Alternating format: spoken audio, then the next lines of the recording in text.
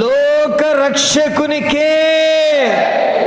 ఈ సమయంలో చిన్న ప్రార్థన చేసుకొని మనం దేవుని యొక్క వాక్య భాగంలోనికి వెళ్దాము.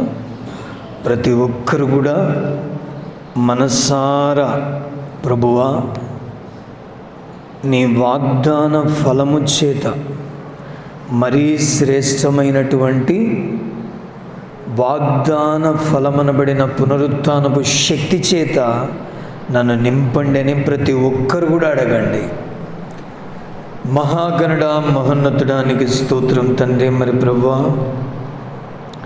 ఈ సమయంలో మరి తండ్రి నీ దివ్యమైనటువంటి వాక్కు చేత మీరు మా అందరితో మాట్లాడి, సియోనులో నుండి నీ యొక్క వాక్కును, యెరూషలేములో నుండి నీ యొక్క ఉపదేశాన్ని పంపించి మా అందరితో మాట్లాడమని యేసు నామమున అడుగుచున్నాం తండ్రి, ఆమేన్. మహిమ స్వరూపుడా, మృత్యుంజయుడా, మరణపు ముల్లును విరచినవాడా, నీకే స్తోత్రములు నా యేసయ్యా, నీకే స్తోత్రములు, నీకే స్తోత్రములు నా యేసయ్యా, నీకే స్తోత్రములు. మహిమ స్వరూపుడా, మృత్యుంజయుడా, మరణపు ముల్లును విరచినవాడా, నీకే స్తోత్రములు నా యేసయ్యా, నీకే స్తోత్రములు. యేసయ్యా, యేసయ్యా, యేసయ్యా, యేసయ్యా, అందరం యేసయ్యా, యేసయ్యా, యేసయ్యా, యేసయ్యా. మహిమ స్వరూపుడా, మృత్యుంజయుడా, మరణపు ముల్లును విరచినవాడా, నీకే స్తోత్రములు నా యేసయ్యా, నీకే స్తోత్రములు, నీకే స్తోత్రములు నా యేసయ్యా. అందరూ నీకే స్తోత్రములు. బలో క్రీస్తు మహారాజుకే. హెబ్రీయులకు రాసిన పత్రిక, అపోస్తలుడైన పౌలు హెబ్రీయులకు రాసిన పత్రిక 11వ అధ్యాయము 11వ అధ్యాయము. అందరూ వేద గ్రంథాన్ని తిప్పండి. 35వ వచనాన్ని స్పష్టంగా, నిదానంగా, నిబ్బరంగా చదవండి. అపోస్తలుడైన పౌలు హెబ్రీయులకు రాసిన పత్రిక 11వ అధ్యాయము 35వ వచనం. స్త్రీలు మృతులైన తమ వారిని పునరుత్థానం వలన మరలా పొందిరి. కొందరైతే మరీ శ్రేష్టమైన పునరుత్థానము పొందగోరి విడుదల పొందనల్లక. హల్లెలూయా. ఏం పెట్టబడినారంట? అందరు చెప్పండి, ఏం పెట్టబడినారు? శ్రమ పెట్టబడిరి. యాతన అంటే శ్రమ పెట్టబడిరి. ప్రభువునందు ప్రియమైనటువంటి దేవుని యొక్క బిడ్డలారా, ఈ దినం వచ్చిన మీరందరూ కూడా చాలా ధన్యులు. ఈ దినమే కాదు, ముందు ముందు ప్రతి ఒక్క సందేశాన్ని వినడానికి వచ్చిన వాళ్ళందరూ చక్కగా మరి దేవుని యొక్క పునరుత్థానపు శక్తి నాకు కావాలనుకున్న వాళ్ళందరూ ఒక ఇల్లు కట్టబడినట్లుగా కట్టుకుంటారు వారి జీవితాన్ని. అట్టి కృప ప్రతి ఒక్కరికి దేవుడు దయచేయునుగాక. ఈ సమయంలో మనం జాగ్రత్తగా చూస్తే ఈ భాగం గురించి మనం చెప్పుకొని వింటున్నాం. ఏలియా కాలంలో ఒక తల్లిగారు తన కుమారుడు చనిపోతే ఆమె ఏం చేసింది? ఏలియా దగ్గరికి వచ్చి, నువ్వు వచ్చావు, వెళ్ళిపోయిన తర్వాత నా కుమారుడు చనిపోయినాడు, మాకు బ్రతకాలని ఆశ లేని స్థితిలో వచ్చావు, అప్పుడే ఏదో చనిపోయింటే బాగుండేది అని అడగగానే ఏలియా ఆ బిడ్డను బ్రతికించడానికి దేవుని చిత్తానుసారంగా ప్రార్థన చేయగా ఆ బిడ్డ బ్రతికాడు. మరి ఇంకొక తల్లి ఎలీషా కాలంలో, మరలా జ్ఞాపకం చేస్తున్నాను మీకు, ఎలీషా కాలంలో భోజనానికి ఒక ఇంటికి వెళ్తా వస్తూ ఉండేవాడు. సర్వ సమృద్ధి కలిగినటువంటి ఒక మంచి ధనవంతులే వాళ్ళు. ఈ లోకంలో ధనవంతులు ఉన్నారు, అయితే వాళ్ళు ధనవంతులు కాదు. నన్ను అడిగితే ఈ లోకంలో ధనవంతులు ఉన్నారు, వాళ్ళు ధనవంతులు కాదు. నిజంగా వాళ్ళు ధనవంతులే. ఒక దైవజనుడు వారింటికి వస్తూ పోతూ ఉంటే ఆమె ఏం చేసిందంటే, భర్తను అడిగి ఏం చేసింది, ఆ మేడ మీద, తన గోడ మీద ఒక మేడ గదిని కట్టించింది పైన. ఈ కాలంలో ఎవరిని అడుగుతున్నారు తెలుసా? స్త్రీలను పురుషులు అడుగుతున్నారు. ఆ కాలంలో పురుషులను స్త్రీలు అడిగారు. అంత రివర్స్ అయిపోయింది ఇప్పుడు.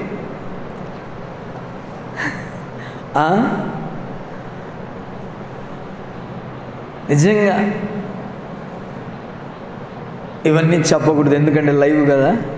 దేవునికి స్తోత్రం. చెప్పినా పర్లేదులేండి, కొంతమంది బుద్ధి తెచ్చుకుంటారన్నమాట ఎవరొకరు వింటా ఉంటే. నిజంగా ఆ కాలంలో స్త్రీలు పురుషులను అడిగేవారు. అయితే కొంతమంది స్త్రీలను అనుసరించి నడిచినందువలన దేవునికి విరోధులైనారు, వారి యొక్క జీవితాన్ని నష్టపరుచుకున్నారన్నమాట. అందుకే మొట్టమొదటిగా ఆ పరిస్థితుల్లో మనం చూస్తే ఒకరు కనబడతారు. ఎవరంటే ప్రధాన పురుషుడు. ఎవరండి? ఆదాము. దేవుడు అంటున్నాడు కదా ఆదాముతో, నీవు నీ భార్య మాట విని. ఇప్పుడు కూడా కొంతమంది తల్లిదండ్రులు ఏమంటారు, ఆయన్ని మాట అంటే గీతనైనా, మళ్ళీ నీ తలరాత దేవుని చేతుల్లో ఉంది, ఆ రాతను ఏం చేస్తావు? ఇక్కడ ఆమె మాట అంటే గీతే, కానీ తలరాత ఎవరి చేతుల్లో ఉంది? దేవుని చేతుల్లో ఉంది. ఆ రాతను ఏం చేస్తావు? దేవునికి స్తోత్రం. అయితే ఇప్పుడు అది కాదు. ఇక్కడ చూసినట్లయితే ఈ తల్లిగారు భర్తను అడిగి కట్టించింది. ఆమెకేం అవసరమో చూస్తే సర్వ సమృద్ధి ఉన్నాయి. మరి ఆమెకు పిల్లలు లేరు. అమ్మ వచ్చే సంవత్సరానికి బిడ్డ పుడతాడండి. పుట్టడం జరిగింది. మరలా జ్ఞాపకం వాడు పొలం లేకపోయినాడు. ఏమైనాడు వాడు? గుర్తున్న వాళ్ళు చెప్పండి. పొలం లేకపోయి ఏమైపోయినాడు? తల నచ్చి చచ్చిపోయినాడు. నేనేమైనా ఇమ్మన్నానా? ఆ శ్రమను ఓర్చుకోలేకపోయినారు. కనీసం పుట్టిన ప్రతి ఒక్క వ్యక్తి చనిపోయి నిజంగా దేవుని మూలంగా బ్రతుకుతారు అన్నటువంటి ఒక సత్యాన్ని ఎరుగలేని స్థితిలో వారు కనబడుతున్నారు. నేను చెప్పాను గడిచిన వారమే, శ్రమ లేకుంటే క్రైస్తవుడు కానే కాదు. ఎక్కడో ఒక చోట రావచ్చు, భర్త మూలంగా రావచ్చు, భార్య మూలంగా రావచ్చు, తల్లిదండ్రుల మూలంగా రావచ్చు, అన్నదమ్ముల మూలంగా రావచ్చు, ఎవరి మూలంగానైనా రావచ్చు. అయితే నీవు విడుదల కోరవద్దు. ఏం కోరొద్దండి? నాకు ఈ సమస్య వద్దు అని అనకూడదు. ఎందుకంటే శ్రమలలో సంతోషించేటువంటి వారికి ఒక గొప్ప నిరీక్షణ కలుగుతుంది. అపోస్తలుడైన పౌలు అంటున్నాడు, పలు విధములైనటువంటి పోరాటములు, శ్రమను అనుభవిస్తున్నప్పుడు ఆయన అంటున్నాడు, ఏమంటున్నాడంటే, నా మటుకైతే బ్రతుకుట క్రీస్తు, చావైతే మేలు. ఒక ప్రధాన పీఠాధిపతి అలివేలు మంగతాయారు గుడిలో, పైకి లేదులేండి, మన చర్చిలో వరకు ఉంది, ఆయన పేరు పరవస్తు చిన్నయేశ్వరి. ఒక అన్య కుటుంబంలో నుంచి వచ్చినాడు ఆయన. వేద గ్రంథాలు చదువుతూ ఉంటే ఏం చేశాడు తెలుసా? కన్యక గర్భవతివై కుమారుని కనున అనే పదం వచ్చింది. ఏంట్రా? మేము తెలుసుకున్న అవతారాలలో ఈ యొక్క అవతార పురుషుడు ఎక్కడ పరిచయం కాలేదే, ఎక్కడున్నాడు అని తెలుసుకొని వర్షాలు పడకపోతే యజ్ఞం చేయడానికి వస్తువులు కొనడానికి వెళ్తే, పశువుల పాకలు చూడుడి దినం పరుండబెట్టినది రమ్యమేగా.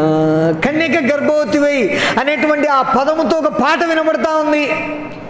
ఆ కొట్టు దగ్గర, నైనా నువ్వు కడతా ఉన్నాయినా, నేను మళ్ళీ వస్తా అని చెప్పి ప్రార్థన జరిగే స్థలానికి వెళ్ళాడు. ఆ శబ్దం ఎటువైపు వస్తుందో అటువైపు. హల్లెలూయా. ఈ లోకంలో ప్రతి జాతిలో నుండి, ప్రతి మతంలో నుండి, ప్రతి కులంలో నుండి, ప్రతి జనములో నుండి దేవుడు అనేకులను ఆకర్షిస్తున్నాడు. ఒక్క క్రైస్తవులు మాత్రమే ఆకర్షించబడ్డంలే. యాడుండవరా భక్తిలో అంటే యాన్నో ఉండ అన్నట్టున్నాడు. ఈరోజు ఒక బర్త్డే ఒకరిది. నేను అన్నాను, మీరు ఏంటి ఆదివారాలు పెట్టుకుంటున్నారు, మీరు దేవునికి లెక్క చెప్తారని చెప్పిన. నేను చాలా లెక్క చెప్తారు. ప్రభు దినమందు ఎవరైతే కార్యక్రమాలు పెట్టుకుంటారో, ఎట్టిదైనా సరే, నేను నిజంగా చెప్తున్నా, మీరు దేవుని ద్వేషించినట్టే.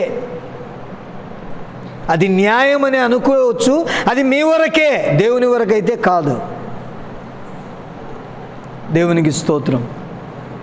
చూడండి, ఆరాధన జరగకో సరే, ఈ క్రైస్తవులు ఎక్కడ ఉంటారు? ఎక్కడే ఉంటారు. కానీ ప్రతి జనములో నుండి తండోపతండాలుగా ఏదో ఒక విధంగా దేవుడు ఆకర్షిస్తున్నాడు అన్నమాట. ఈయనను ఆకర్షించాడు. వెళ్ళాడు. వెళ్తూనే అక్కడ తెల్ల బట్టలు వేసుకొని పాటలు పాడుతూ సకల విధములైనటువంటి వాయిద్యాలు వాయిస్తూ ఉంటే, ఇదేందో మాలవాళ్ళ సభ ఉన్నట్టుంది. ఏ సభ? ఈ మాలల సభతో నాకేం పనిరా నాయనా అని అనుకొని వెళ్తూ ఉన్నాడు. మళ్ళీ వెళ్తూ ఉంటే అందరు ఈయనను చూస్తున్నారు. ఎందుకంటే ఎట్లున్నాడు ఈయన? గోసి కట్టుకొని భుజం మీద ఒక కండు వేసుకొని పిలక పెట్టుకొని ఉన్నాడు. ఏంట్రా ఇటు వచ్చినాడు పూజారని అందరు ఇటు చూస్తున్నారు. అయితే అలా చూసిన తర్వాత ఏమైందంటే, ప్రభువునందు ప్రియమైనటువంటి దేవునికి బిడ్డలారా, ఏంటి ఆయన వెళ్తున్నాడని ఆలోచించలేవు. మళ్ళీ వెనక్కి తిరిగి, నేను చదివిన దానికి నాకు జవాబు కావాలా, ఈ మానవాళ్ళతో నాకేం పని అని చెప్పేసి డైరెక్ట్ డయాసిస్ కాడికి వెళ్ళి, అయ్యా ఇందాక పాట పాడారే, ఆ పాట ఎవరిని గురించి పాడారంటే, ఎందుకు అడుగుతున్నారయ్యా అంటే, నేను వేద గ్రంథాలు పఠిస్తున్నప్పుడు కన్యక గర్భవతివై కుమారుని కనును నువ్వు బైబిల్ దగ్గర ఉంది, కానీ ఒక్క వాక్యాన్నైనా నీ హృదయం తెరవబడినట్లు చదివావా? ఏ పొద్దైనా? బైబిల్ ప్రతి ఒక్కరి దగ్గర ఉంది. యవనస్తుల దగ్గర అయితేనే, మధ్య వయస్కుల దగ్గర అయితేనే, తల్లిదండ్రుల దగ్గర అయితేనే, ప్రతి ఒక్కరి దగ్గర, క్రైస్తవుడనబడినటువంటి ప్రతి ఒక్కరి దగ్గర కూడా బైబిల్ ఉంటుంది. ఒక్కసారన్నా నీ హృదయం తెరవబడినట్లుగా, దేవునికి నిన్ను నీవు అప్పగించుకున్నట్లుగా వాక్యాన్ని చదివావా? కొంతమంది ఎట్లా కనిపించేస్తారు తెలుసా? ఎప్పుడు బాబు మేము టీవీలో మెసేజ్ వింటూనే వింటాం. మళ్ళీ ఒక్క మెసేజ్ చెప్పండి, ఈ వారంలో ఎవరైనా టీవీలో మెసేజ్ విన్నవాళ్ళు చెప్పండి. నీ తల్లి పాలు నువ్వు తాగితే నీకు ఆరోగ్యం. నీ సంఘము నుండి దేవుడు నీకే వాక్యాన్ని అందించాడో దాన్ని ఏం చేయాలా? చెప్పండి, ఏం చేయాలి? ఏం చేయాలి?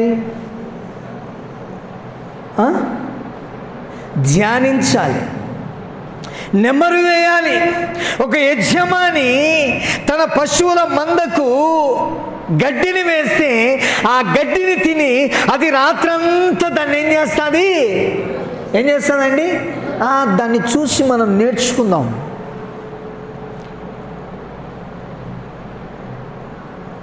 ఎవరైనా గడ్డి వేయడానికి వస్తే గినా అది పొడుస్తుంది. అదేం చేస్తుంది? పొడుస్తుంది. రివర్స్ అయితే ఏదో ఒక విధంగా. అయితే ప్రభువునందు ప్రియమైనటువంటి దేవునికి బిడ్డలారా, ఇక్కడ జాగ్రత్తగా మనం గమనించి చూస్తే, నీవు వాక్యం వింటున్నావు అంటే, వాక్యాన్ని చదువుతున్నావు అంటే, నీ హృదయం తెరవబడినట్లుగా ఒక్కొక్క వాక్యంతో నువ్వేం చేయబడాలి? నీ హృదయం తెరవబడినట్లుగా దేవునికి ఆకర్షించబడాలా. ఉంది అట్లాంటి ప్రత్యక్షత?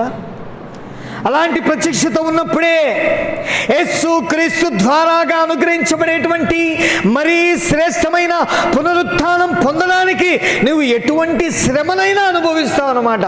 నేను చచ్చిపోయినా పర్లేదు. కొంతమంది సేవలోంచి, కొన్ని సమస్యల్లోంచి బయటకు వస్తూ ఉంటారు. వస్తున్న మినిస్ట్రీస్లోంచి ఇంకా చూస్తే చాలామంది వచ్చి ఏ కారణాలు చెప్తూ ఉంటారు. నాకు ఏం చెప్తాను తెలుసా? అప్పుడు ఒక నక్క ద్రాక్ష పండ్లు తినాలని ఆశపడిందంట. ఏం పండ్లండి? బాగా మంచి గెలలు కనపడుతున్నాయి. ఇంకా ఎగిరింది, అందలే. ఎగురుతానే ఉంది, అందలే. ఎగురుతానే ఉంది. లాస్ట్కి ఏం చేసింది? అది ఏం చేసింది? పాఠాల్లో రాలే? ఎవరికి తెలుసు ఈ కథ? విద్యార్థుల్లో తెలుసా అనిత? మీకు రాలేదా? ఎవరికైనా వచ్చిందా? సరే, ఈ కథ ఎంతమందికి తెలుసు? ఎవరికి తెలీదా? దేవునికి స్తోత్రం. అదేం చేసిందంటే, దాన్ని అందుకునేటువంటి పోరాటము చేయకోకుండా ఏం జరిగింది అక్కడ? అవి పుల్లయి కాబట్టి నాకు అందలే. ఏందంట? ఏం చెప్పిందండి? అందరూ చెప్పండి. భక్తిని నువ్వు ప్రేమిస్తే దానిలో తీయదనం కనబడుతుంది. భక్తిని నువ్వు ఇష్టపడితే దాంట్లో ఒక స్వీట్నెస్ కనబడుతుంది. దాన్ని ఇష్టపడకపోతే, వాక్యాన్ని అయినా సరే, ప్రార్థన అయినా సరే, భక్తినైనా సరే, నువ్వు ప్రేమించకపోతే, ఇష్టపడకపోతే అది నీకు పుల్లంగానే కనబడుతుంది. ఒక వాక్యంతో సమ్మెటతో కొట్టినా కానీ నీకు ఎట్ట కనబడుతుంది? అది పులుపుగా కనబడుతుంది. అయితే ప్రభువునందు ప్రియమైనటువంటి దేవునికి బిడ్డ, వేదాలు పఠిస్తున్నటువంటి ఆ వ్యక్తిని దేవుని యొక్క మాట అతన్ని ఆకర్షించి దేవుని యొద్దకు నడిపించి ఈరోజు ప్రపంచంలోనే మంచి సేవకునిగా, ఇప్పటికి ప్రాణంతో ఉన్నాడో లేదో తెలీదు, పరవస్తు చిన్నయ్య సూరి సికింద్రాబాద్లోనో హైదరాబాద్లో ఉన్నాడు. గడ్డ వణికించినట్టునే ప్రతి తనున్నటువంటి యవ్వన దశలో వెళ్ళిన ప్రతి స్థలంలో కూడా యేసు క్రీస్తే నిజమైన దేవుడు అని చెప్పినాడు. ఎవరు తెస్తారో తేండి, ఏ వేదాలు తెస్తారో తేండి. ఇంకా ఇప్పుడు వచ్చేవాళ్ళు అయితే ఆయనకు ఇసుక రేణువుతో సమానం, అట్లా ఊపుతాడు. ఆ ఎంగేజ్ వయసు నుండి ఇప్పుడు ఎవరు రాలేకపోయిందరు కూడా. కొన్ని శక్తులు ఉన్నాయి కదా, వాళ్ళైతే రాలేకపోయిందరు. ఎందుకంటే సమస్తము ఎరిగినవాడు. కాబట్టి ప్రభువునందు ప్రియమైనటువంటి దేవునికి బిడ్డారా, ఆ తర్వాత ప్రభువును అంగీకరించిన తర్వాత ఆయన గొలుసులతో కట్టేసి తన ఇంటి వాళ్ళు ఏం చేశారు? భయంకరంగా కొట్టారు. అన్నం నీళ్ళ. లాస్ట్కు ప్రభు గర్భగుడిలో కట్టేస్తే అతన్ని యేసుక్రీస్తు ప్రత్యక్షమయ్యి ఆ యొక్క సంఖ్యలను విడిపించి ఒక గ్లాసు పాలిచ్చి, ఇదిగో నా కొరకు సాక్షిగా బ్రతుకొని అయిపోయినాడంట. చప్పట్లు కూడా దేవుని నామాన్ని కనపరచాలి. ఎంత గొప్ప అద్భుతం! ఒక వాక్యము దేవుని ఒక మనిషిని ఆకర్షించిందంటే, ఒక వాక్యం నీ హృదయాన్ని తెరిచిందంటే దాంట్లో ఒక మంచి పోరాటం ఉంటుంది. తకనాబొకన పోరాటాలు ఉండవు. ఒక ఆయన ఇట్నే ఒక స్థలంలో అడిగినాడు, ఏమని? భార్య రక్షించబడింది, భర్త అన్యుడు. భార్య రక్షించబడింది, భర్త అన్యుడు. అది పాస్టర్స్ మీటింగ్. ఏం చేయాలి ఇప్పుడు? ఆమె నా భర్త వల్ల నాకు చాలా ఇబ్బందిగా ఉంది అని అంటుంది అని అన్నాడు. అయ్యా, తమ పవిత్ర ప్రవర్తనను బట్టి వారి యొక్క పురుషులను దేవునిలోకి తీసుకొని రావచ్చని వాక్యం చెప్తా ఉంది. మనం వాక్యానికి అప్పగించుకోవాలని ఆ యొక్క సేవకుడు చెప్తున్నాడు. కానీ ఈ సేవకుడు ఏమంటున్నాడు మాటికి, అట్లా కాదబ్బా, ఆమె అన్య కుటుంబంలో నుంచి వచ్చింది. లాస్ట్కి విసుగు పుట్టి నేనే ఉన్నాడా, అసలు నీ ఆలోచన ఏంది చెప్పు అని నేను అడిగిన. నీ ఆలోచన ఆడ వాక్యం చూపిస్తున్నాడు కదా. పురుషుడు దేవుని ఎరగని వాడైతే, భార్య దేవుని ఎరిగితే ఆమె పవిత్ర ప్రవర్తనను బట్టి అతను మారతాడని చెప్తా ఉంది. భర్త దేవుని ఎరిగిన వాడైతే, భార్య ఎరగని స్థితిలో ఉంటే తన పవిత్ర ప్రవర్తనను బట్టి వాక్యము లేకుండా రక్షించుకోవచ్చు అని చెప్తా ఉంది. ఇంకా ఇంతకంటే ఆధారం ఏం కావాలా? లాస్ట్కు నేను ఒక మాట అన్నా, నీకేదో ఆలోచన ఉంది చెప్పు అని. నీకేదో మీకు అందరికి కొంతమందికి అర్థమేంటది. దేవునికి స్తోత్రం. ప్రభువునందు ప్రియమైనటువంటి దేవునికి బిడ్డలారా, ఆ తర్వాత చూడండి, నేను ఓపెన్గా ఆ మాట అన్న తర్వాత ఏంటన్నా సడన్లీగా అంత మాట, లేకుంటే ఒత్తి అడుగుతున్నావంటే ఏంటి నీ ఆలోచన? తప్పు. జవాబు వస్తున్నా కానీ ఒత్తి నువ్వు దేవుని ప్రెజర్ చేయకూడదు. నీ కన్ను తేటగా లేదు, చూసుకో అని చెప్పిన. కాబట్టి ఇక్కడ జాగ్రత్తగా చూస్తే ప్రభువునందు ప్రియమైనటువంటి దేవునికి బిడ్డలారా, ఈయన కూడా ఇంటిలో నుండి బయటికి వెళ్ళి సువార్తను ప్రకటించినాక ఎన్నో శ్రమలు అనుభవించినాడు. లాస్ట్కి ఇతనికి ఏం చేశారు తెలుసా? పాయిజన్ ప్రయోగం కూడా చేశారని నేను విన్నాను. ఇంట్లో వాళ్ళు పాయిజను ప్రయోగం. ఎందుకు ఈ మాట చెప్తున్నాను? వీళ్ళు విడుదల పొందనల్లక, వాక్యాన్ని బాగా గుర్తుపెట్టుకోండి. మరీ శ్రేష్టమైన పునరుత్థానం మనం పొందాలంటే, యేసు క్రీస్తులోని పునరుత్థానపు శక్తిని ఆయన వచ్చినప్పుడు మనం పొంది మనం బ్రతకాలంటే, ఆయనలో ఉన్నటువంటి నిత్య జీవం మనలో ఉండాలంటే, మనము అనుభవిస్తున్న శ్రమైనా సరే, హింసైనా సరే, వ్యాధి అయినా సరే, బాధ అయినా సరే, అది ఎవరి ద్వారానైనా సరే వచ్చినప్పుడు దాని నుండి బయటపడాలని కోరుకోకూడదు. నలిగిపోతుండాలా? క్రీస్తులో ఏం చేయాలండి? క్రీస్తులో ముందుకు సాగుతూ ఉండాలా. నలక్కోకుండా నువ్వు క్రీస్తులో ఉండాలంటే కష్టం. ఉదాహరణకు ఒక పేపర్ ఉంటుంది, దాన్ని ఆడబెట్టండి. ఏం చేయకుండా శుభ్రంగా చించిన పేపర్ చించినట్లు ఆడబెట్టండి. గాలి వచ్చింది, ఏమవుతుంది? ఎగిరిపోతుంది కదా. దాన్ని బాగా నలపండి. అందరు ఇటువైపు చూడండి.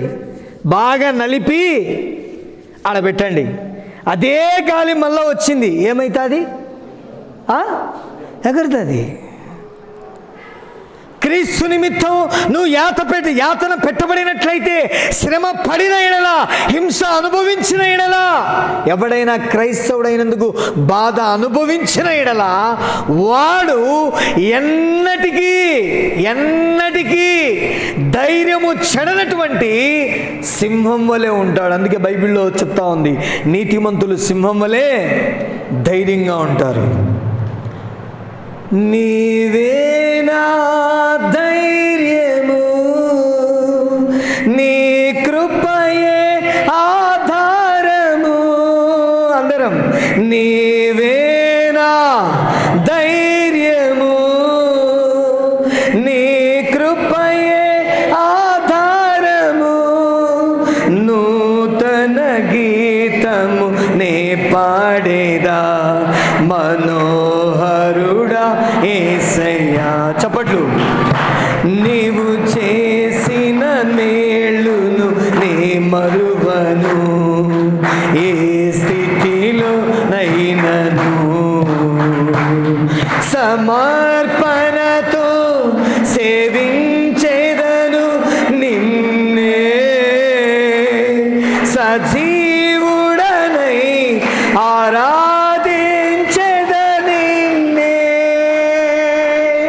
సమర్పణతో సేవించెదను నిన్నే,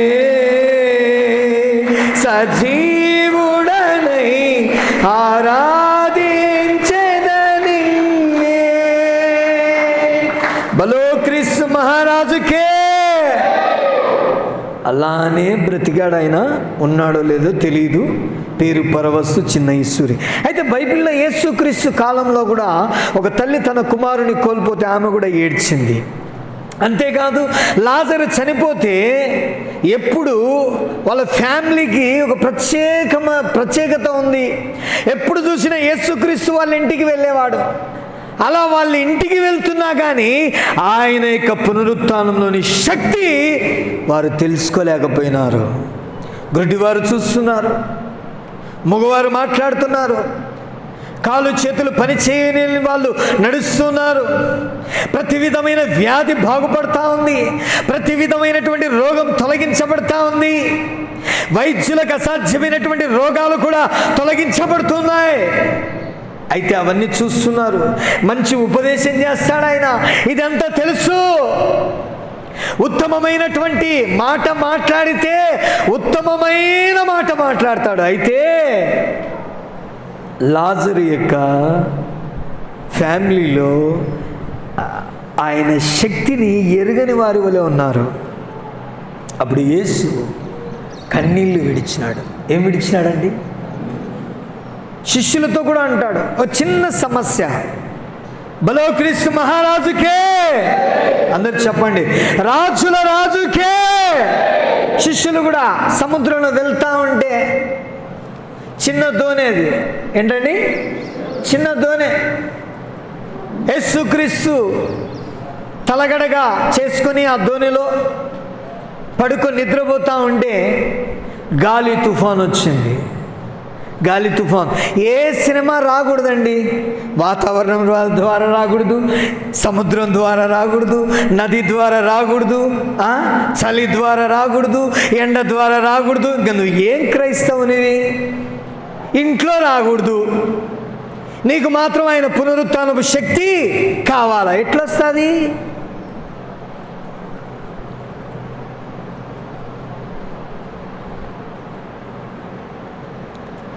ఆయన పునరుత్థానపు శక్తి చాలా వాల్యుబుల్. దానికోసం మీరు ఏమైనా చేయండి, వాక్యానుసారంగా చేస్తే మీరు నిజంగా ధన్యులే. ఇక్కడ చూడండి, ఈ శిష్యులు ఏం చేస్తున్నాడు తెలుసా? ప్రభువా, నిద్రపోతున్నాడు ఆయన. ఆయనకు తెలీదా? అన్నీ తెలుసు. చూద్దాం. కొన్నిసార్లు పక్షి కూడా ఏం చేస్తుంది? తన పిల్ల పక్షి ఎగరాలని ఏం చేస్తుంది? పైకి తీసుకొని పోయి వదిలేస్తుంది. పక్షిరాజుకున్నటువంటి అలవాటు అది. పైకి తీసుకొని పోయి వదిలేస్తాయి. అక్కడి నుంచి ఇంకా భూమిని చేరుకుంటే నేను చచ్చిపోతానేమో అని భయపడేలోపు మళ్ళీ వచ్చి ఆ రెక్కలని ఇలా క్రిందికి పోనిచ్చి ఇట్లా తీసుకొని వెళ్తుంది తన పిల్లను. కొన్నిసార్లు అలా చేయంగా ఆ పిల్ల కూడా ఏం చేస్తుంది? ఆకాశాన్ని అంటుకొని ఎగరటం నేర్చుకుంటుంది అన్నమాట. పక్షిరాజువై నీ రెక్కలపై మోసితివే. అందరూ నీవే నా తండ్రివై, నా బాధ్యతలు భరించితివే. పక్షిరాజువై, అందరు పాడండి. నీ రెక్కలపై మోసితివే, నీవే నా తండ్రివై, నా బాధ్యతలు భరించితివే. యెహోవా నిన్నే మహిమా పరచెదా ఆలతో, స్తుతి గీతాలతో. యెహోవా నిన్నే మహిమా పరచెదా స్తుతి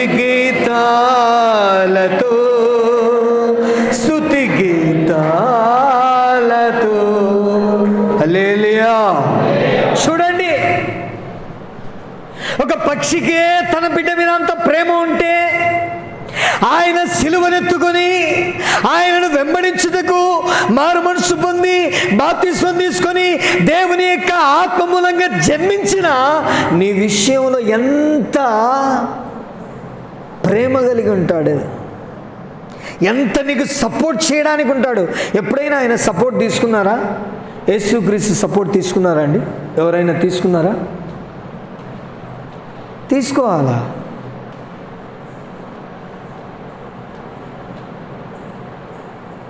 అన్ని విషయాలు ఆయన ఏం చేసుకోవాలా?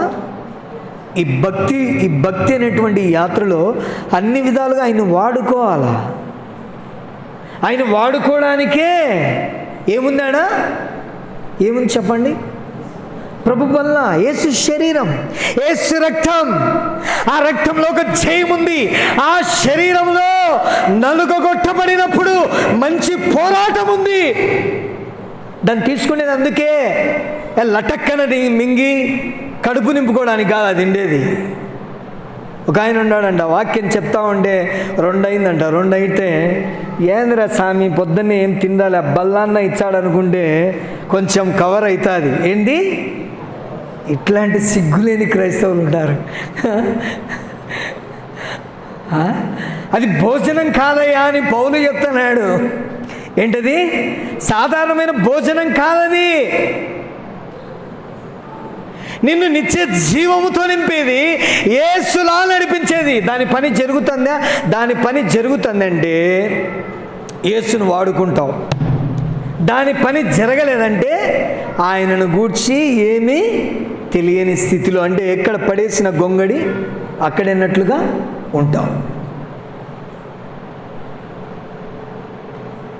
దేవునికి స్తోత్రం.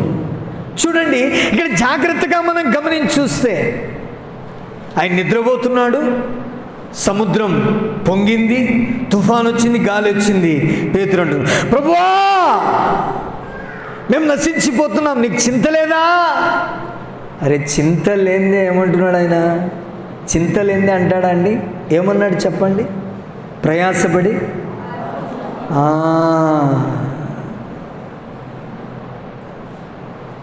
చింత లేదే, మీ చింత యావత్తు నా మీద వెయ్యండి అని అంటున్నాడా? ప్రభువు లేచాడు, గాలిని సముద్రాన్ని గద్దించాడు, నిమ్మలమైపోయింది. అప్పుడు అనుకున్నారు, జర్నీ చేస్తున్నావు నీవు నేను కూడా, వీళ్ళలాగా జర్నీ చేస్తే మాత్రం ఈ క్షణమే నీ జర్నీ యేసుతో కలిసి యేసును వాడుకుంటా. యేసును వాడుకోవాలంటే ఏం చేయాలి? ఆయన గురించి తెలుసుకోవాలి. పోయినసారి ఒక కుటుంబంలో నేను అడిగాను, యేసుక్రీస్తు అంటే ఎవరు? అందరి ఇటువైపు చూడండి. యేసుక్రీస్తు అంటే ఎవరు అంటే ఏమంటున్నాడు? యేసుక్రీస్తు అంటే ఎవరు? గట్టిగా అయిపోయాం కాదు, మన తండ్రి. నువ్వు అదేనా? రైట్, నువ్వు అదే ఆన్సరే. నువ్వు అందరూ అదే ఆన్సరేనా? ఓకే సరే. యేసుక్రీస్తు అంటే మరలా చెప్తున్నాను మీకు, మనకు రక్షణను అందించడానికి అభిషేకించబడిన వాడు. యేసు అనగా రక్షకుడు, క్రీస్తు అనగా భలే అన్నారమ్మా, చప్పట్లు కొట్టండి వాళ్ళకు, కొట్టండి అయ్యా. దేవునికి స్తోత్రం. యేసు అంటే రక్షకుడు, క్రీస్తు అంటే అభిషక్తుడు. నిన్ను ప్రతి మనిషిని రక్షించడానికి అభిషేకించబడిన రాజు. ఆయనకు మించిన రాజు లేనే లేడు.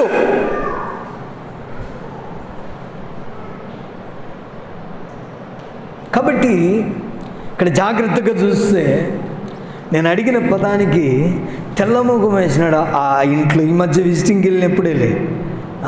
మరి కొంతమంది అయితే ఎవరు నా మాట్లాడేదంట, నీకు సంఘంతో పరిచయం ఉంటే సేవకుడు ఎవరో తెలుస్తుంది, ఎల్డర్ ఎవరో ఎల్డర్లు అంటే గుర్తుంటారులే, ఈ ఊరు వాళ్ళే కాబట్టి వాళ్ళతో అవసరాలు పడతాయి. ఏం అవసరాలు పడతాయి? ప్రకటన కాగితం కావాలా? వాళ్ళ దగ్గరికి ఎప్పుడైనా వాక్యం వింటాం, కొంచెం చెప్పండి అని ఎవరైనా అడిగినారా? ఇది కావాలా, ప్రకటన కాగితం కావాలా? పోతే ఏం చేయడానికి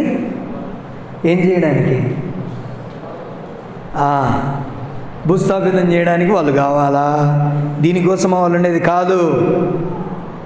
సంఘ క్షేమాభివృద్ధి కోసం, ఆత్మ సంబంధమైనటువంటి క్షేమమును అందించడానికి వాళ్ళు అభిషేకించబడ్డారు దేవుని చేత. ఈ విషయం వాళ్ళకు తెలియకపోయినా ఈరోజు నేను చెప్తున్నాను, అదే సత్యం. కాబట్టి ఇక్కడ జాగ్రత్తగా చూస్తే ప్రభువునందు ప్రియమైనటువంటి దేవునికి బిడ్డారా, ఆ ఇంట్లో తెల్లముఖం వేశాడు. యేసుక్రీస్తు అంటే దేవుడే లేప. యేసుక్రీస్తు అంటే ఎవరు?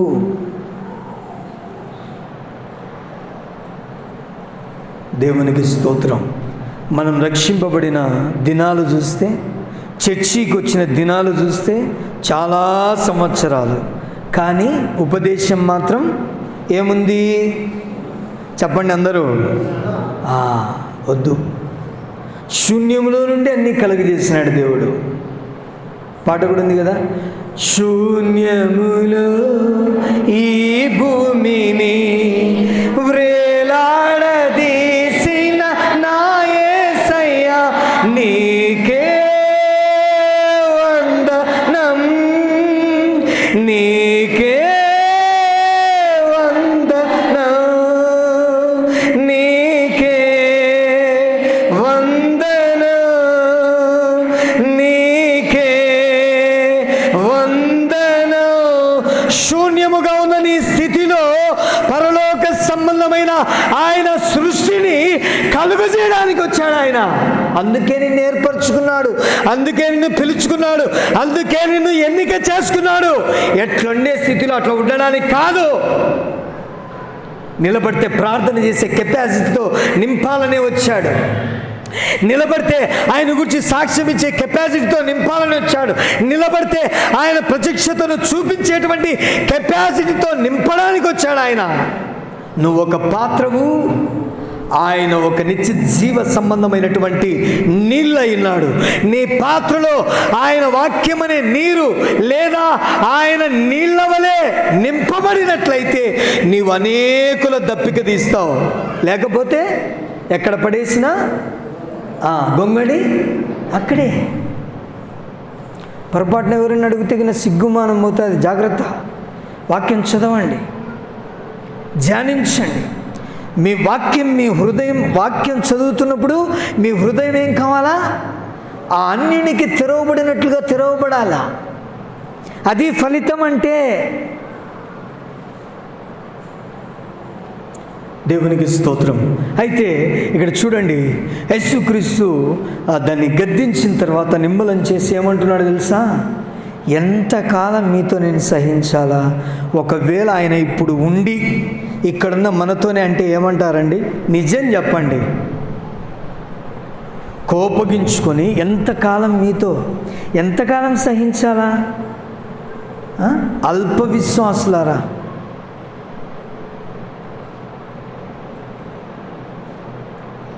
అంటే మనం ఏమంటాం? ఇప్పుడు నింటే నిజంగా చెప్తున్నా, ఆ కాలంలో బాధ పెట్టిన వాళ్ళకంటే ఎక్కువ బాధ పెట్టిండే వాళ్ళు నిజంగా. ఇప్పుడు లేనందుకు నిజంగా ఆయనకు కోటాను కోట్ల వందనాలు. ఆయన ఉన్నింటే నలుచుకొని తినిందురు. ఆయన ఇప్పుడు లేక ఆయన ద్వారా పంపబడిన వాళ్ళు ఉండడాన్ని బట్టి ఆ యుద్ధం, ఆత్మ సంబంధమైన యుద్ధం జరుగుతూ ఉంది.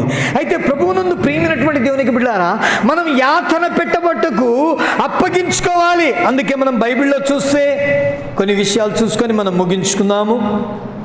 రాజులు మొదటి గ్రంథం 21వ అధ్యాయము 10వ వచనాన్ని చూడండి. రాజులు మొదటి గ్రంథము 2వ అధ్యాయం 10వ వచనం.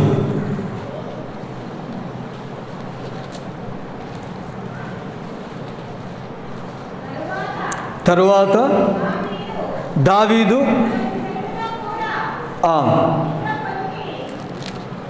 చదవండి అమ్మా.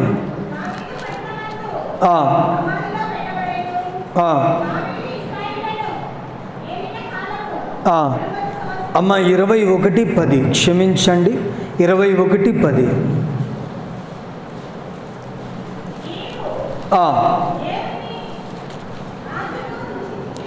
నీవు దేవునిని రాజును దూషించితివి, అతని మీద సాక్ష్యము పలుటకు ఇద్దరిని పనికిమాలిన మనుష్యులను సిద్ధపరచుడి.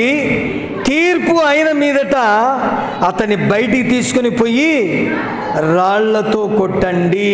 ఎవరైనా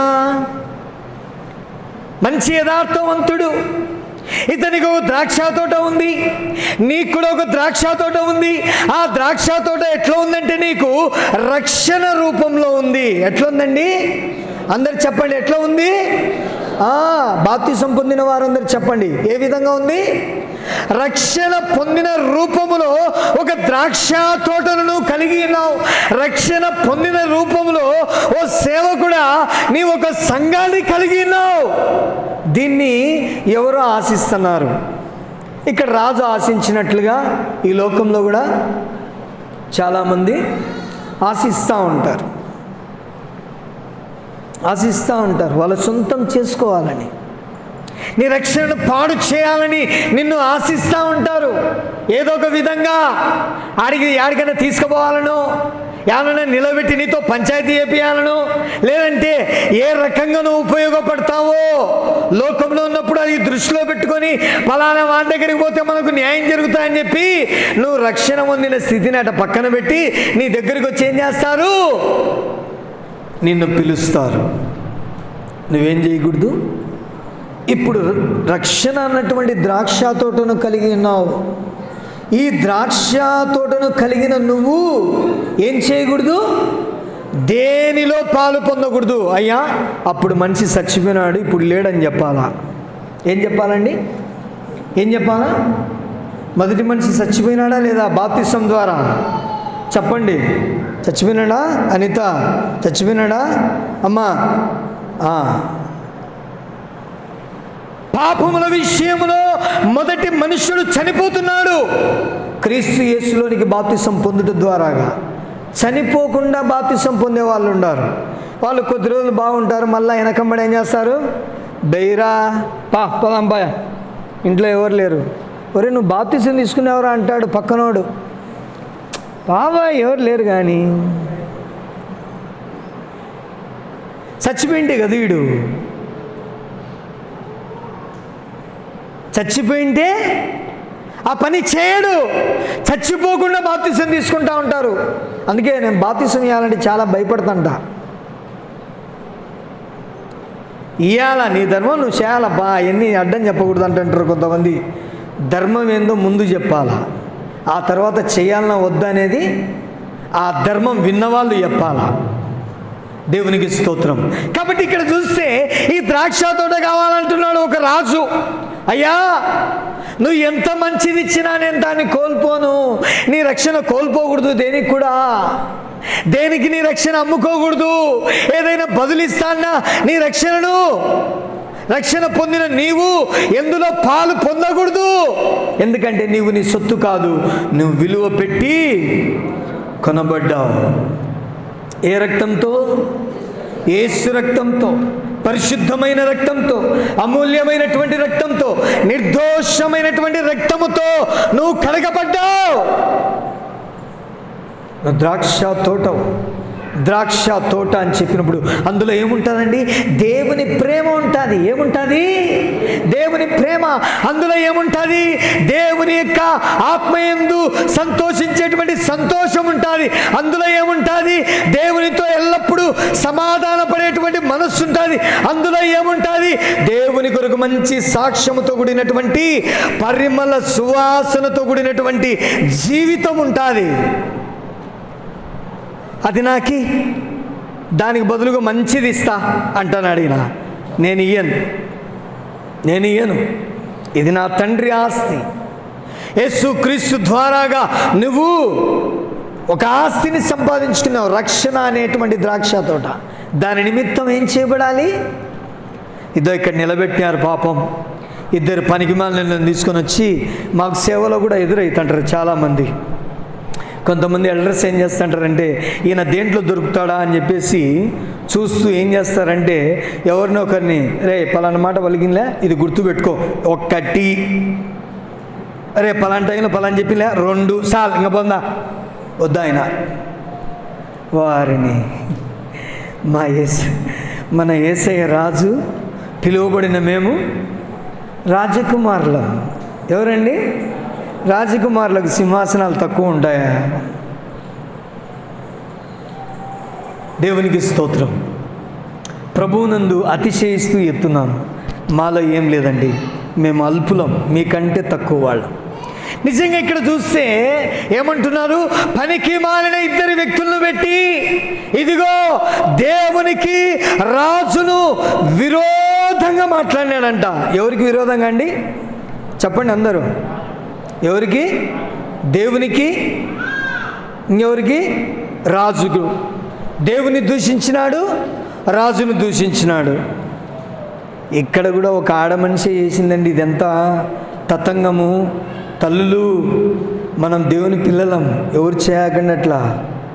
ముడుచుకొని పండుకుంటే ద్రాక్ష తోట వేయలేదని అన్నం తినకుండా పండుకుంటే నువ్వు అన్నం తిను నేను చెప్తా అనింది ఈయన భార్య, ఈ రాజు యొక్క భార్య. అన్నం తినంటానే ఒక తాకీదు రాయించింది, 2 పనికిమాలను పెట్టింది సాక్ష్యానికి. రాయించి దేవుణ్ణి దూషించినాడు, రాజును దూషించినాడు. చాలు. ఏం మాట్లాడతాడు? నాబోతు. ఎవరండి? అందరు చెప్పండి. ఆయన పేరు ఏం పేరు? నాబోతు. ద్రాక్ష తోట కలిగిన వ్యక్తి ఎవరండి? నాబోతు. ఎంత మంచి ద్రాక్ష తోట ఇచ్చినా నేను నాకు ఇచ్చిన దాన్ని మాత్రం నాకున్నది నీకు ఇవ్వను, అది నా తండ్రి ఆస్తి. అందుకే భక్తుడు ఒక పాట పాడతాడు. నా పరలోకపు తండ్రి వ్యవసాయకుడా, నా పరలోకపు తండ్రి వ్యవసాయకుడా, నీ తోటలోని ద్రాక్షవల్లితో, నీ తోటలోని ద్రాక్షవల్లితో నన్ను అంటు కట్టి స్థిరపరచావా, నన్ను అంటు కట్టి స్థిరపరచావా. జ్యోతిర్మయుడా, నా ప్రాణ ప్రియుడా, స్తుతి మహిమలు నీకే. సంగమా నీవు కన్నీరే కార్చావేమో. యేసు నిన్ను స్థిరపరచడానికి తన శరీరమే ముక్క చెక్కలుగా శ్రమపడ్డానికి అప్పగించాడు. నువ్వు చిన్నద వాటితో వేదన చెందుతున్నావేమో. తన రూపురేఖలు నిన్ను నన్ను ప్రేమించినందున మార్చబడినంతగా ఇష్టపడ్డాడు ఆయన. నిన్ను మారిపోతున్నాయి రూపురేఖలు. సొగసు చెదిరిపోతా ఉంది, అందం చెదిరిపోతా ఉంది. ఘోరమైనటువంటి స్వరూపం, ఘోరమైన పోలిక. అయితే విడుదల పొందలేదు యేసుక్రీస్తు. ఈరోజు నీవు కూడా అటువంటి ప్రత్యక్షత కావాలంటే ఏం చేయాలి తెలుసా?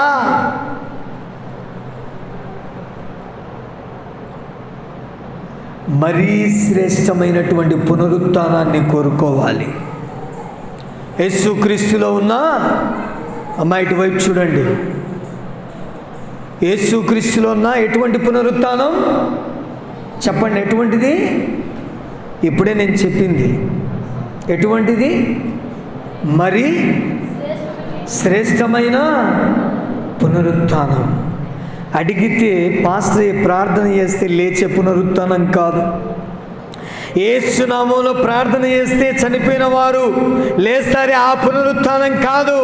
ప్రభు తన యొక్క మహిమ కలిగినటువంటి రాకడలో, ఆ రహస్య రాకడలో ప్రధాన దూత శబ్దముతో, ఆర్భాటముతో, దేవుని బూరతో ఆయన పరలోకం నుండి దిగి వచ్చేటప్పుడు నీకొక శక్తి కావాలా? ఆ శక్తి యేసుక్రీస్తులో నుండి కావాలా? సిగ్గుపడని నిరీక్షణతో కూడిన శక్తి కావాలా? ఆ శక్తి క్రీస్తులో ఉన్నటువంటి మరీ శ్రేష్టమైన పునరుత్థానము. ఇది కావాలా? నువ్వు విడుదల ఎందుకు కోరుకుంటావు? కోరుకోవాకు, అనుభవించు. నీకేమయ్యా చెప్తావు? నీకు వస్తే అంటే వస్తే చూపిస్తా ఖచ్చితంగా. నా సంఘాన్ని కాపాడుకోవాలి కదా, నేను చెప్తే ఏం ప్రయోజనం? వస్తే చూపిస్తా. అందుకే ఇక్కడ ఆ ద్రాక్షాతోట కోసం ప్రాణం పెట్టినాడు ఆయన. ప్రాణం పెడితే దేవుడు యాక్షన్ తీసుకొని ఆ రాజు భార్యకు తీర్పు తీర్చినాడు. ఇక రెండవదిగా పోతే స్టెఫెన్ అనేటువంటి ఒక వ్యక్తి ఉన్నాడు. చూడండి, అపోస్తుల కార్యములు 7వ అధ్యాయం 58వ వచనం. ఇతను కూడా ఏం చేస్తున్నాడు అక్కడ? అపోస్తుల కార్యములు 7వ అధ్యాయం 58వ వచనం. మనం ఇంకొక మాట చెప్పుకొని ముగించుకుందాం. 7వ అధ్యాయం 58వ వచనం చదవండి. పట్టణము వెలుపలికి అతని వెళ్ళగొట్టి రాళ్ళు రువి చంపిరి. సాక్షులు సౌలును ఒక యవనుని పాదముల యొద్ద తమ వస్త్రములు పెట్టిరి. ఇక్కడ స్టెఫెన్ అనే వ్యక్తి మంచి భక్తిపరుడు. ఎవరండి? మంచి భక్తిపరుడు. నాకు ఒక ఫ్రెండ్ ఉన్నాడు స్టెఫెన్ అని, దుదేకుల కులం. నేను దేవుని గురించి చెప్పినప్పుడు మీ దేవుడు మీకు గొప్ప, మా దేవుడు మాకు గొప్ప అన్నాడు. జస్ట్ ఒక వారానికే తెల్ల బట్టలు వేసుకొని, రక్షణ పొందినా కూడా ఈ బట్టలను ఇష్టపడరు కొంతమంది చెప్తారు, బాబు తెల్ల బట్టలు వేసుకుంటే నాకు, ఇక్కడ ఎవరైనా చెప్పినారు లేదో నాకైతే జ్ఞాపకం లేదు, ఒక ఆయన ప్రొద్దురులో చెప్తే ఏంటే అది చెప్తాను నేను. దిష్టి తగులుతాయంట. ఏం తగులుతుంది? దిష్టి ఎందుకు తగులుతుందండి దైవ బిడ్డలకు? నాకు 3 పిల్లలు పుట్టినారు, చక్కటి భార్యనిచ్చినాడు, నేను అంతో ఇంత చక్కగా ఉండా, మరి నా తల్లిదండ్రులు కూడా రక్షణ పొందినారు, మాకెవరికి తగలని దిష్టి ఎందుకు తగులుతుంది? నేను చాలా ఆలోచన చేస్తా. దానికోసం కాళ్ళకు సూత్రాలు. ఇప్పుడు మొగోళ్ళు కూడా కడుతున్నారు కాళ్ళకు. ఎవరైనా కట్టినావా? తీసేయి నాయన, యేసు నామంలో తీసేయి. యేసు నామం శక్తి కలిగినది. నేను మిమ్మల్ని అవమానపరచలే, సాతానును అవమానపరుస్తున్నా. ఎవరిని? సైతాను తొక్కాల బేసి కాళ్ళ కింద. అందుకే ఇక్కడ చూస్తే, అందుకే ప్రభువులలో చేవేసే వాళ్ళు కూడా సూత్రాలు గీత్రాలు, దైవ బిడ్డలు టోటల్గా వచ్చిన వాళ్ళందరూ సూత్రాలు కట్టుకోకూడదు. నేను చెప్తున్నాను, మీరు దేవునికి సంబంధించిన వారైపోతారు అది ఉంటే. దేవునికి స్తోత్రం. ఇక్కడ చూస్తే ఈ వ్యక్తి కూడా దేవుని గురించి చెప్తా ఉంటే ఏం చేసినారండి? రాళ్లతో కొట్టి చంపినారు.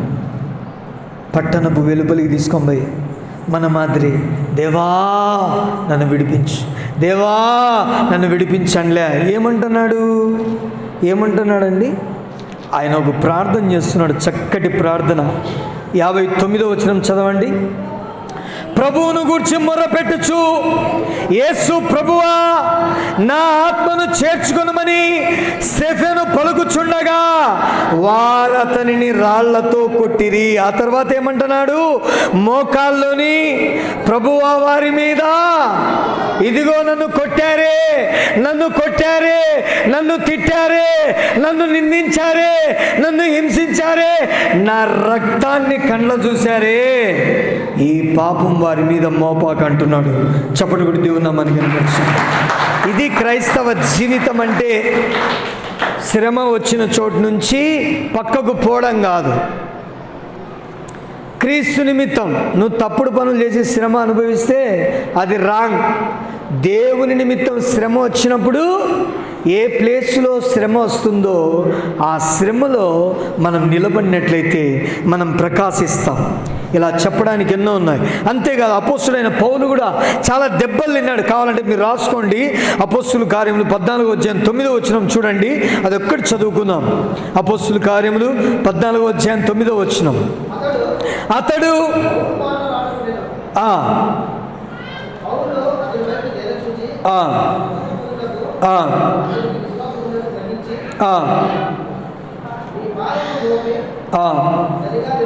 దేవునికి స్తోత్రం. 14:9 నాది. ఓకే, 1 కొరింథీ తీయండి. సరే, 1 కొరింథీ 14:9 చూడండి.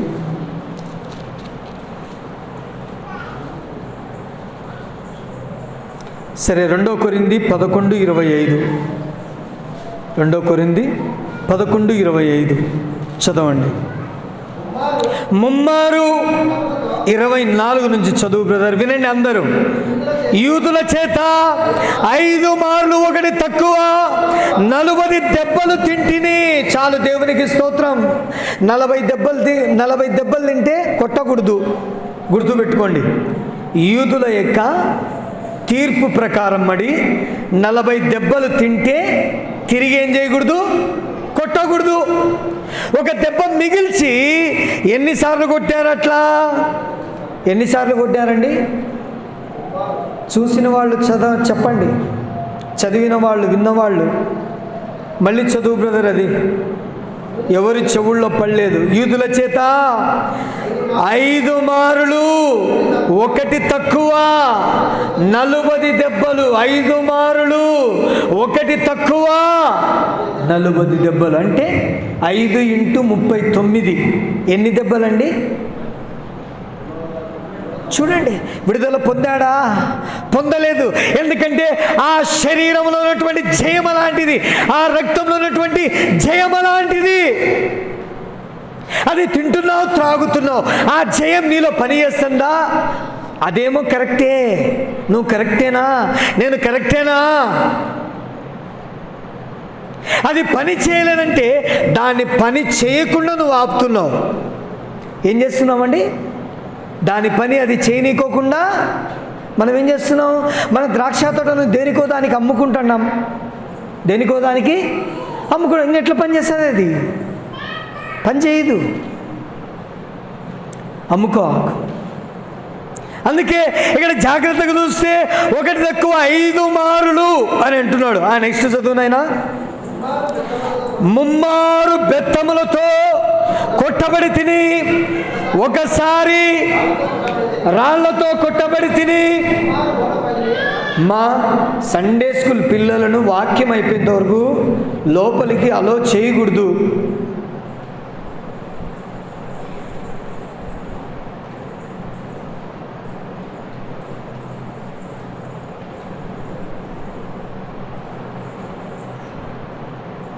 బలో క్రీస్తు మహారాజుకే. ఇది చదివి నేను ముగిస్తా. ముమ్మారు బెత్తములతో కొట్టబడి తిని, ఒకసారి రాళ్లతో కొట్టబడి తిని, బెత్తములతో కొట్టబడి తిని, ముమ్మారు ఓడ పగిలి శ్రమపడి తిని, ఒక రాత్రి ఒక పగలు. ఎక్కడున్నాడంట అండి? ఈ శ్రమలు ఇక్కడున్న మనలో ఎవరికైనా వచ్చినాయా? చేయెత్తండి. అందుకే పౌలు అంటున్నాడు, మేము చేయాల్సిన పని చేశాము, ఇప్పుడు వచ్చే శ్రమలు ఎవరితో వస్తాయండి?